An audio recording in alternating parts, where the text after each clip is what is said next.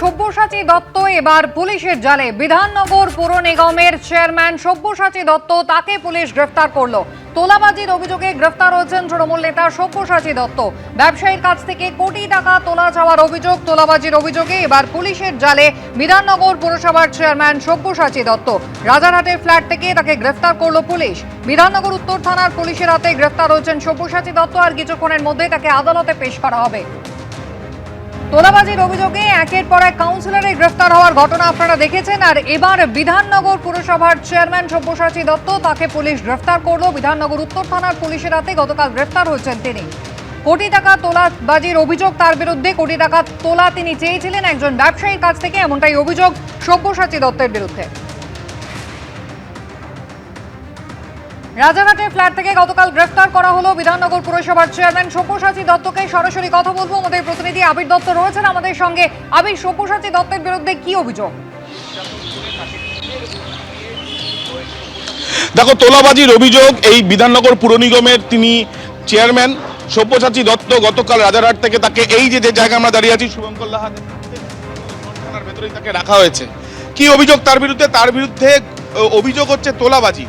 1,05,00,000 টাকা নেওয়া হয়েছে এবং শুধুমাত্র 1,05,00,000 টাকাই নয়, বাড়ি বানানোর জন্য এই টাকাটা নেওয়া হয়েছে এবং তার সাথে সাথে আরও টাকার ডিমান্ড করা হয়েছে, সেই অভিযোগও রয়েছে।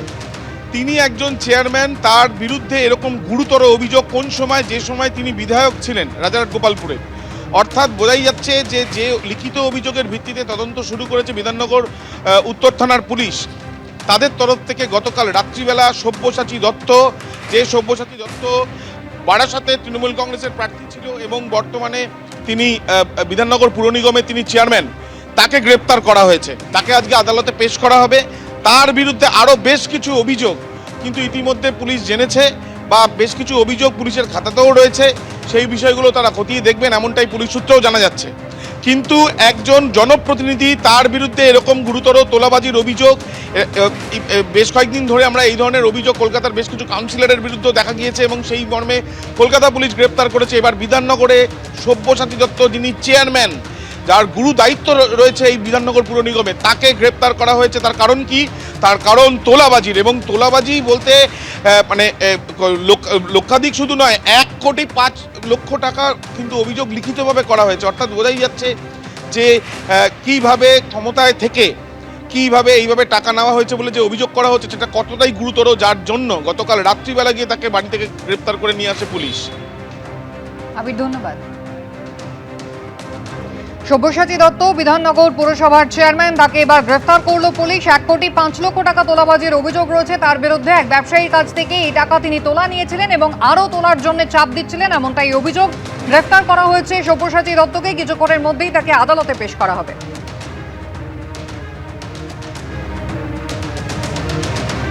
সব্যসাচী দত্ত গ্রেফতার। চেয়ারম্যান বিধাননগর পুরসভা, তাকে ইতিমধ্যেই পুলিশ গ্রেফতার করেছে। বিধাননগর উত্তর থানার পুলিশের হাতে এবার গ্রেফতার হয়েছেন সব্যসাচী দত্ত। রাজারহাটের ফ্ল্যাট থেকে গতকাল রাতে তাকে গ্রেফতার করা হয়। তোলাবাজির অভিযোগ রয়েছে সব্যসাচী দত্তর বিরুদ্ধে। ময়ূক ঠাকুর চক্রবর্তী রয়েছেন আমাদের সঙ্গে। ময়ূক, কি অভিযোগ সব্যসাচী দত্তের বিরুদ্ধে? দেখো, মূলত তোলাবাজির অভিযোগ রয়েছে। এটা একটা জামিন অযোগ্য ধারা এবং এটা একটা পুরনো কেস। যেটা জানা যাচ্ছে যে রাজারহাটে যে নিজের বাড়িতে ছিলেন সব্যসাচী দত্ত, গতকাল রাত্রিবেলা তাকে বাড়ি থেকে তুলে বিধাননগর উত্তর থানার পুলিশ তাকে গ্রেফতার করেছে এবং পুরনো ওই মামলা, যে তোলাবাজির মামলা, তাতেই কিন্তু গ্রেফতার হয়েছেন সব্যসাচী দত্ত। তাকে প্রথমে বিধাননগর নর্থ থানায় নিয়ে আসা হয়। তদন্তকারী আধিকারিকরা তাকে দীর্ঘ সময় জিজ্ঞাসাবাদ করেন এবং জিজ্ঞাসাবাদের পরই এই সব্যসাচী দত্ত, তাকে কিন্তু অফিসিয়ালি বিধাননগর কমিশনারেটের তরফ থেকে অ্যারেস্ট বলা হয় এবং গতকাল তাকে আনার পরই আজকে জামিন অযোগ্য ধারায় ইতিমধ্যেই মামলা রুজু হয়েছে, এফআইআর রেজিস্টার্ড হয়েছে। আজকে তাকে আদালতে তোলা হবে এবং পুলিশ আধিকারিকরা নিজেদের কাস্টাডির জন্য আবেদন জানাতে পারেন। যেটা জানা যাচ্ছে যে একজন ব্যবসায়ীর কাছ থেকে টাকা নেওয়া এবং হিউজ অ্যামাউন্টের টাকা নেওয়ার অভিযোগ রয়েছে সব্যসাচী দত্তের এগেন্স্ট, এবং সেই মামলাতেই এবার গ্রেফতার হয়েছে তিনি। ধন্যবাদ। রাজ্য পুলিশের এসটিএফ এর জালে ধরা পড়লেন জাহাঙ্গীর খান। ফলতার পরাজিত তৃণমূল প্রার্থীকে ভারত নেপাল সীমান্ত থেকে পাকড়াও করল পুলিশ। আর এদিকে সই জালিয়াতি কাণ্ডে অভিষেক বন্দ্যোপাধ্যায়কে তৃতীয় নোটিশ দিল সিআইডি। আজ বিকেল 5টার মধ্যে তাকে হাজির হতে বলা হয়েছে ভবানী ভবনে। একদিকে গ্রেফতার অভিষেক বন্দ্যোপাধ্যায় ঘনিষ্ঠ জাহাঙ্গীর খান, একদা ফলতার শেষ কথা জাহাঙ্গীর পালানোর সময় ধরা পড়লেও পুলিশের হাতে। আর অন্যদিকে সোমবার সই জালিয়াতি কাণ্ডে তৃতীয়বার অভিষেক বন্দ্যোপাধ্যায়কে নোটিশ দিল সিআইডি। এখন অব্দি একবারও অভিষেক বন্দ্যোপাধ্যায় সিআইডির কাছে হাজিরা দেননি, কিন্তু খেল খতম হয়ে গেল তার ঘনিষ্ঠ পুষ্পার। প্রায় 2.5 সপ্তাহের লুকোচুরির পর ভারত নেপাল সীমান্ত থেকে জাহাঙ্গীর খানকে পাকড়াও করল রাজ্য পুলিশের এসটিএফ। ফলতাবাসী খুশি, যেভাবে ভয়ঙ্কর সন্ত্রাস চালিয়েছিল 15 বছর ধরে, আগামী দিনে চাইবো অভিষেক ব্যানার্জিও অ্যারেস্ট হোক। 1 জুন হাজিরা এড়ানোয় অভিষেক বন্দ্যোপাধ্যায়কে তলব করে সিআইডি। ইন্ডি জোটের বৈঠকের জন্য সোমবার দিল্লিতে ছিলেন অভিষেক বন্দ্যোপাধ্যায়। সোমবার হাজিরা না দেওয়ায় তার কালীঘাটের বাড়ি থেকে ফের নোটিশ দেয় সিআইডি। মঙ্গলবার বিকেল 5টার মধ্যে অভিষেক বন্দ্যোপাধ্যায়কে হাজিরা দিতে বলা হয়েছে ভবানী ভবনে।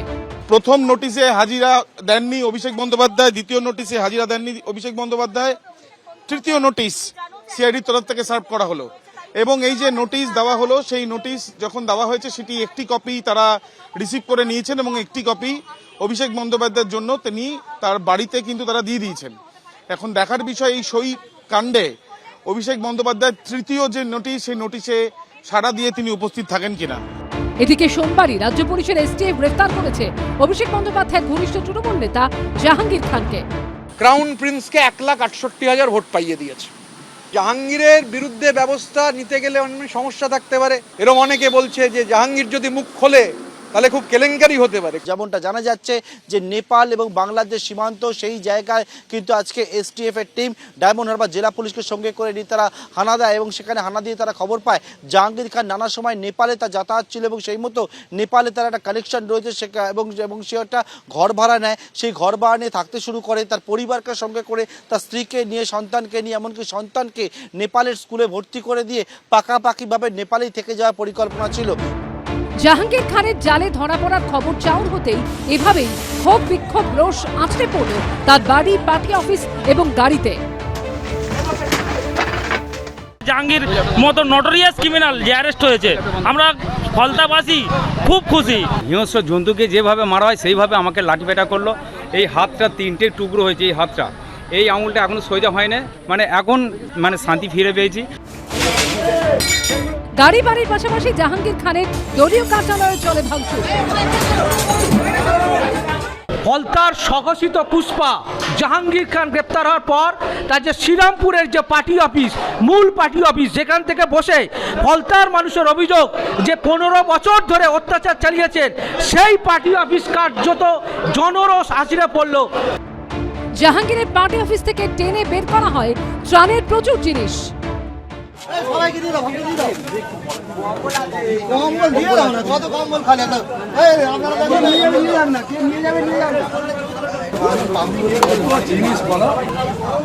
পনেরো বছর ধরে ফলতার মানুষকে কপালে বন্দুক ঠেকিয়ে ভোট দিতে দেয়নি, ভয় দেখিয়েছে, সবার শাস্তি হবে এবং তার বসেরও হবে। শুধু পুষ্পার নয়, পুষ্পার যে বস আছে তারও শাস্তি হবে। অপেক্ষা করুন। গড়াদের পিছনে জাহাঙ্গীর খান, আর কি চমক অপেক্ষা করছে? পার্থপ্রতিম ঘোষ, গৌতম মণ্ডল ও আবির দত্ত রিপোর্ট, এবিপি আনন্দ। এবিপি আনন্দ, এগিয়ে থাকে, এগিয়ে রাখে।